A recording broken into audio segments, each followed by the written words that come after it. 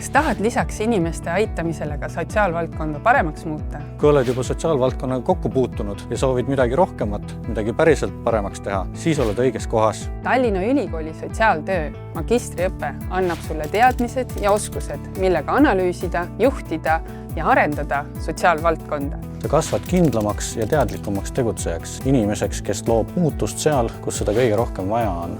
Õpingute käigus õpid mõtestama sotsiaalseid protsesse laiemalt ning nägema, kuidas neid teadlikult mõjutada ja suunata. Õpingud aitavad sul ühendada sotsiaaltöö teooria ja praktika, siis saad teadmised ja oskused, mida saad kohe päriselus rakendada. Sa õpid lahendama keerulisi olukordasid, kujundama teenuseid ja mõjutama otsuseid, mis puudutavad meid iga päev. Sind juhendavad kogenud õppejõud ja praktikud, kes toovad sinuni valdkonna väljakutsed ja aitavad mõelda, kuidas neid lahendada.